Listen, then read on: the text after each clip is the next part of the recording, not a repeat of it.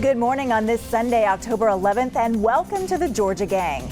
The governor is pleased with progress in the coronavirus numbers, but has a warning for Georgians to stay the course. Early voting begins tomorrow, a big test for Fulton County as we get a look inside State Farm Arena, open for the first time to voters casting ballots. And workers build an 8-foot metal fence around the Georgia Capitol. Theron, Phil, Janelle, and Kathy are here as we continue our social distancing. The debate and discussion begin right now. From the Fox 5 studios, the Georgia Gang starts now. Georgians must stay the course when it comes to coronavirus safety precautions. That was the message from Governor Kemp and state health leaders as we head into flu season and the numbers of COVID-19 cases continue to decline. We're trying to prevent twindemics. Governor Brian Kemp and Georgia health officials warn Georgians this is one of the most important years to get a flu shot because of COVID-19. Although Georgians are doing their part as the numbers of cases of COVID-19 continue to decrease, Governor Kemp says now is not the time to feel comfortable and let up on social distancing, wearing masks, and constant hand washing. Despite what some in the media have chosen to ignore, we've been able to keep businesses open. Most kids have been able to return to schools, and people have been able to go about their lives in a smart, responsible way. But that is only sustainable if we continue to do our part moving forward. For the second week in a row, the White House Coronavirus Task Force reports Georgia is out of the red zone and into the orange zone. So, Kathy, I'll start with you this week. What did you think of the governor's news conference? Is he doing all he can to make sure that these numbers continue to decrease? Well, I'm glad to see him having a press conference and talking to people. Our numbers, as we talked about last week, are down, but they're down from a really high plateau in the early summer. So we're not even back to where we were when things opened up in April or in May. So I think he's right to be extremely concerned that if we have another surge at this higher level, it could be very dangerous and overwhelm our system very quickly. So I'm glad that he's urging people to get flu shots. It's incredibly important. They're available now all over the place at grocery stores and drug stores and public health departments and at your doctor's office. So please go out and get one. It's for your own health.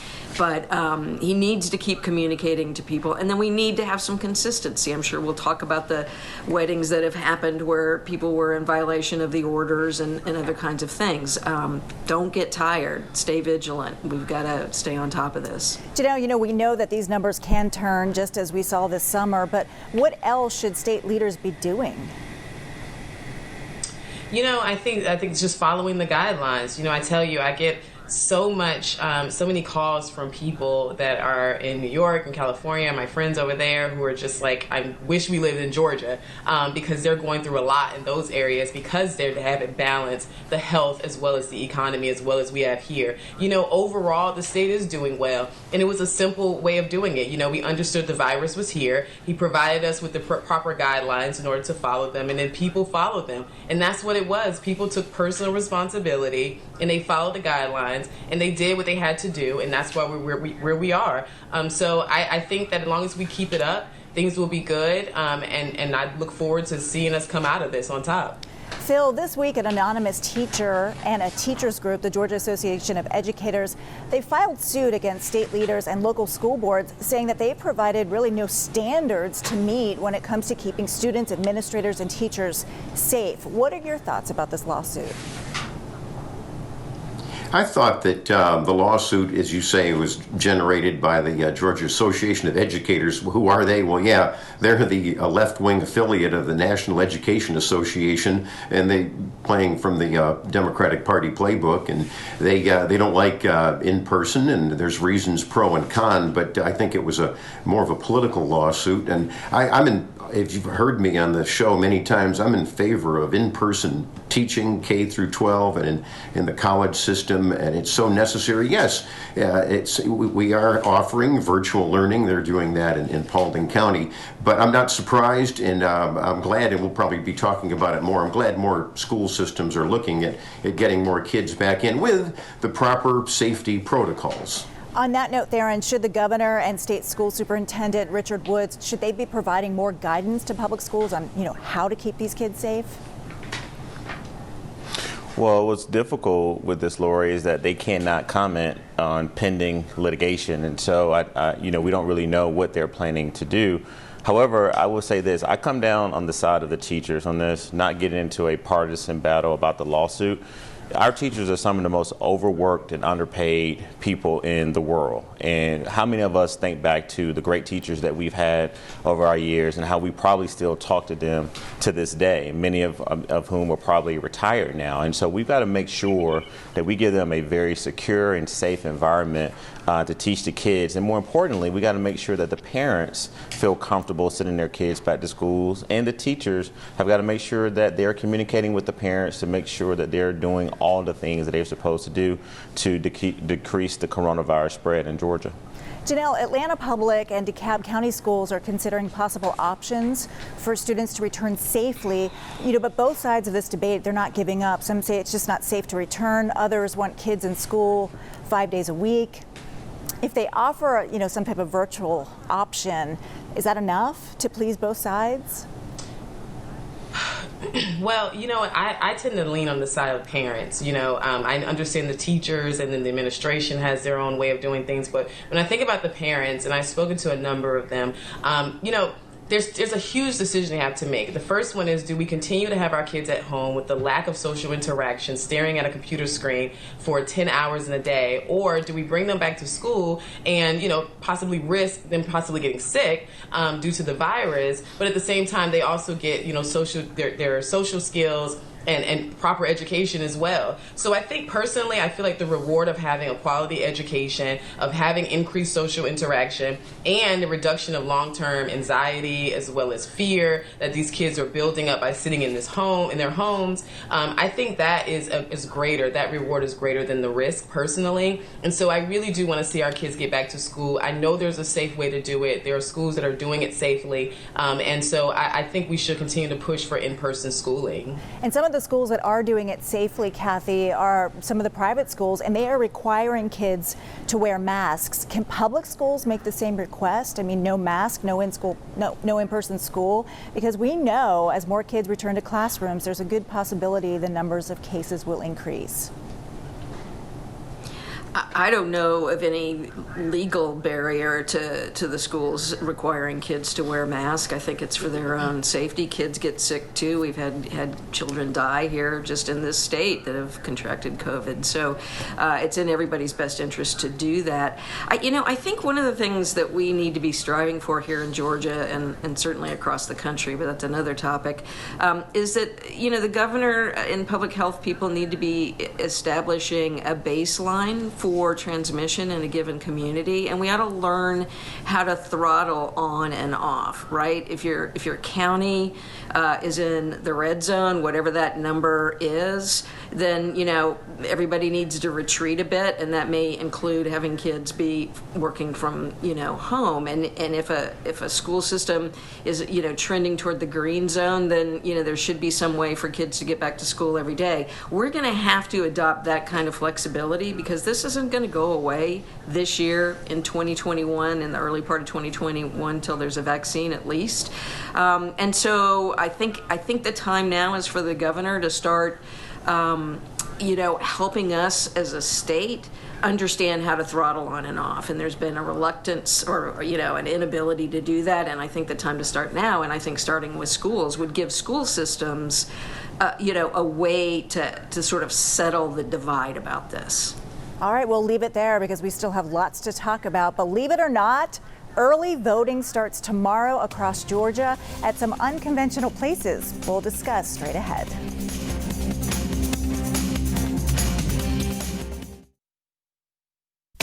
Have a question or comment for the Georgia Gang? Email them at georgiagang@foxtv.com. 300 machines are set up and hopefully all ready to go at State Farm Arena, just one of several early voting sites in Fulton County. Theron, let's start with you this block. The county has prepared for this, trained thousands of volunteers and spent millions of dollars, but this will be quite a test for Fulton County, and it all starts tomorrow, not only there, but across Georgia. Well, as you've done throughout this show, Lori, I just want to encourage everyone to take advantage of early voting in Georgia. You're going to have so many locations, not just in Fulton County, but all over the state of Georgia. For those of you who watch the show that's not in Fulton, please check different websites to make sure you know your early vote locations. But to see what Fulton County has been able to do in a very transparent manner, really communicating with the public and the voters about the new absentee ballot drop box, these secure drop boxes that they have across the county, and also adding additional voting locations for November 3rd, but more importantly, really making sure that they have these very safe, secure, and open early voting sites. And so this is great news for Democrats. We've seen a lot of enthusiasm across the state, not just with early voting. We're anticipating a great number, but we're also seeing a lot of Democrats turn the absentee ballot in, and we see a lot of folks who didn't vote 4 years ago that are already voted absentee or planning to vote early. And so good news as we continue to go down this track towards voting. Phil, let's talk about that. Is this good news for Democrats? If we're expecting a really big voter turnout, what does that mean for Republicans? Or is it really just too hard to tell because of COVID-19? I think it's too hard to tell. I think that both parties have done a tremendous push, both with absentee ballots and also with in-person voting. I see where Theron now is stressing the Democrats to vote in person. Republicans have been doing that too. In fact, traditionally, political scientists will tell you all around the country that Republicans are the most reliable who actually show up in person on election day too. But I don't want to discount what the Democrats are doing. I think they might have been a little late on their ground game. I know in 2016, back in late September, the Hillary people were out there in neighborhoods with their clipboards, and I don't see as much of that in suburban Atlanta, where I believe the Democrat votes are hemorrhaging. I mentioned that last week, where the crime and the looting have really have cut into some Democrat support. But it is a very competitive state. All of the panelists on the show have agreed on that, and it's turnout by both parties. And I think that the absentee ballots probably will split one way or the other with both parties. Janelle, Ryan Anderson with his website, georgiavotes.com. I love to give him a shout out because it's just a great resource if you really like to get into the weeds of Georgia election data like we all do. He's reporting that 28% of voters who requested absentee ballots here in Georgia, they did not vote in the 2016 election, at least here in Georgia. Does that worry you? No, it doesn't. You know, in the 2016, well, let's just go to 2018 when Governor Kemp was running for office. You know, there was a high, increase in absentee ballot requests during that time as well, but it wasn't reflective of as to how many people actually turned in those ballots, right? So it doesn't worry me. I think we all know that right now there is a huge push for absentee ballots.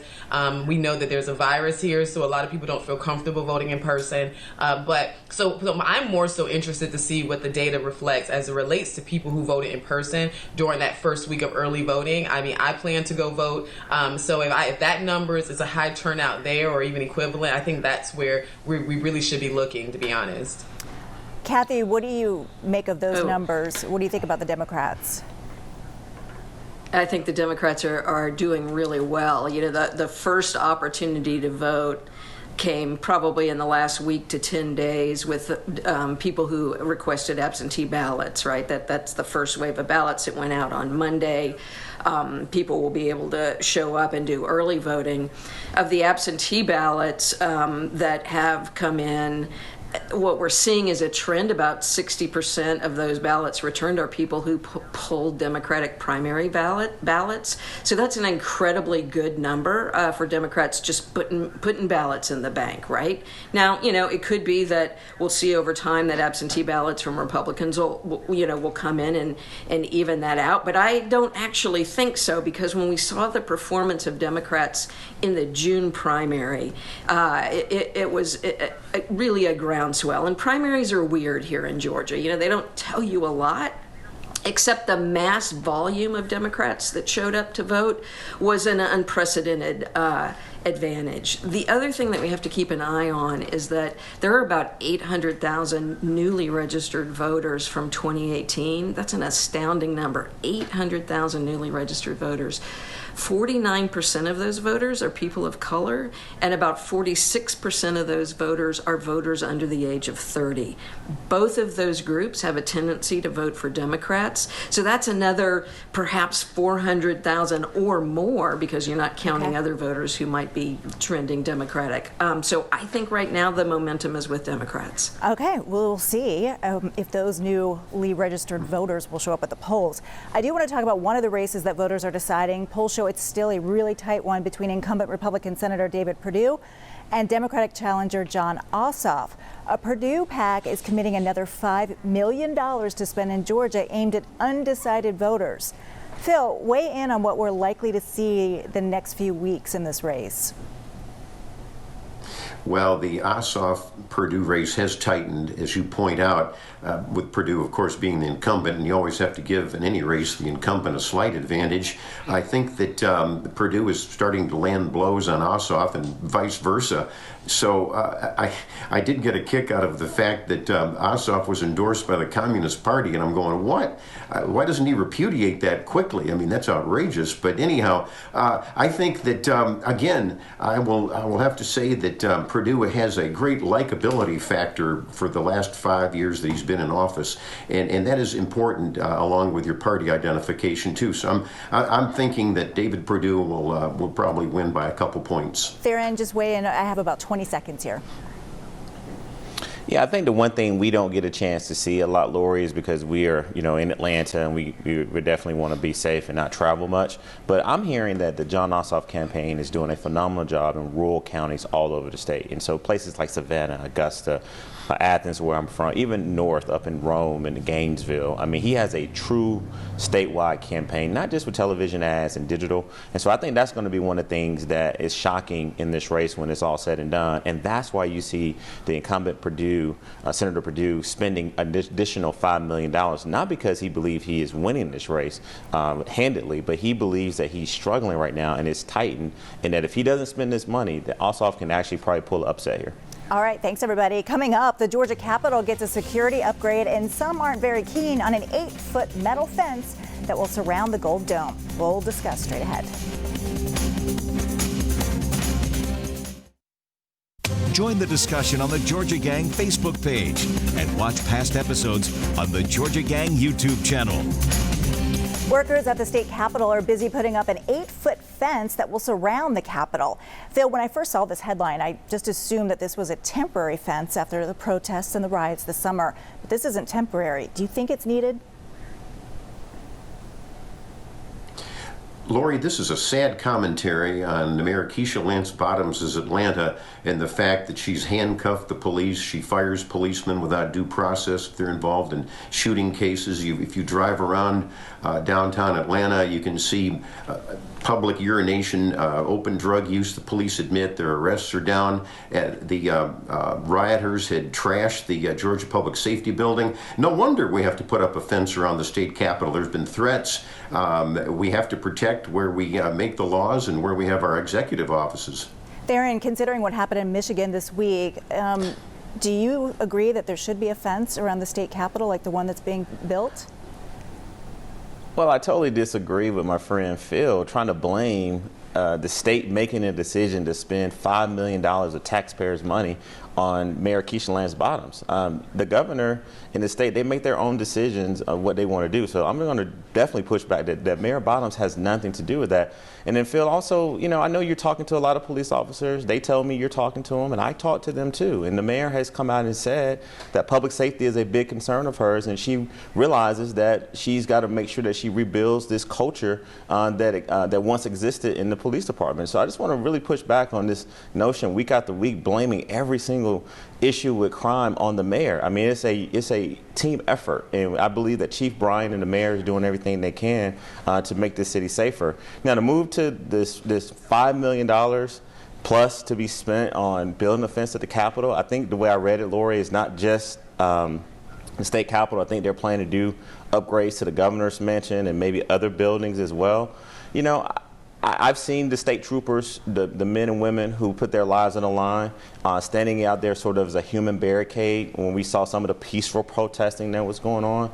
And so I think that's something that the governor and the state officials are going to have to really explain to the people of Georgia of why we need this fence. And I think they've come down on a safety promotion on this, is sort of promoting safety, but ultimately it is a large paycheck that the citizens of Georgia are going to have to pay for. Okay, I have to move on, but I know we'll be discussing this in the upcoming weeks. Janelle, this week the AJC ran a story that President Trump's chief of staff, Mark Meadows, walked his daughter down the aisle at the Biltmore in Midtown Atlanta with a wedding party of 70 guests who were not wearing masks, they weren't social distancing, and in the middle of a citywide curfew that started at 9 p.m. because of the protests. Mayor Bottom said this move just made a mockery of the pandemic. I mean, the optics here, Janelle, they don't look good. You know, it's so funny that we talk about this making a mockery of the pandemic when, for some reason, I feel like, you know, when we talk about the protesting, there was a number of people who were protesting who weren't social distancing, who weren't wearing masks, and even if they were, they still weren't following all the guidelines. I mean, and that seems to get a pass, and that's not making a mockery of anything. But I look at this as like, to talk about something that happened 5 months ago today is just kind of ridiculous. And I mean, I saw it, the first thing I thought was, here comes the Corona police. You know, the same people who show up on your Facebook page, they take a little snapshot of your picture and it's like, oh my God, you're not wearing your mask. And these are the same people that hold Republicans to a standard that they don't hold themselves to as the Democratic Party. And there's so many Democratic leaders who walk around without their mask as well. So I just think that at the end of the day, we can either continue to police people into trying to force them to do something that is not properly, you know, mandated or that's against their constitutional rights, or we could just say, hey, you know what, there's been some gross neglect of following guidelines on both sides of the aisle, on both sides of the argument, and we just continue to keep going forward, continue to saying, hey, we gotta, you know, wear our masks, we gotta follow the guidelines. All right, y'all are very chatty today. Kathy, weigh in here. Yeah. Well, I think that more is required of people who are in political leadership or other leadership positions to set a good example and to exercise the kind of restraint and, as Janelle says, the personal responsibility to do the right thing. And that didn't happen here.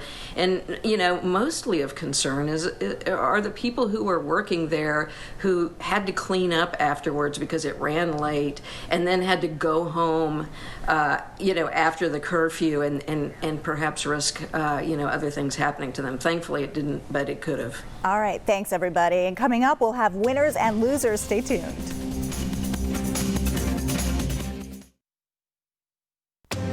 Time now for the week's winners and losers. Phil, I'm going to start with you. You followed my directions of trying to keep your answers as short as possible today because we had a lot to get through. Thank you, Lori. Well, it's my winners are the Braves, and we hope the Braves beat the Dodgers for the national championship game. So go Braves. I got another winner. Governor Brian Kemp has named his permanent chief of staff, and it's Trey Kilpatrick. He used to work for Senator Johnny Isakson and has been at Georgia State. I think that's a great pick. And the loser was the Fair Fight Georgia and Stacey Abrams, who tried to move the absentee ballot date after Election Day, November 3rd. They forgot that state law says that that's the end, November 3rd. So it was a win for Brad Raffensperger, the Secretary of State. All right, Theron, over to you. I agree with Phil. First winner is definitely got to be the Atlanta Braves. Go Braves. Second winner is definitely going to be Senator Kamala Harris, who did a phenomenal job. She won a debate against Vice President Pence this week. She really told the truth about the COVID-19 crisis that we're in right now. And then my last winner is going to be the Fulton County leaders and state leaders who came together this week to name the Emma Darnell Memorial Interchange. And so now when motorists travel on I-85 or 285 in South Fulton, they'll be on the Emma Darnell Memorial Interchange. And for those who may remember, she was a very well-respected Fulton County Commissioner who passed. Kathy, over to you. We have about 2 minutes in the show.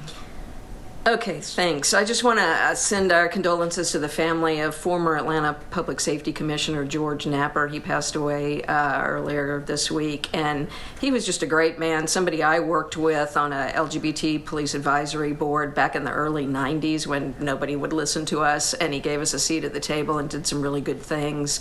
I'll miss him, and he's the kind of servant leader we need to see more of. Also, shout out to Diane Hopkins, who is retiring after 28 years for the Georgia Partnership for Excellence in Public Education. She was an executive vice president.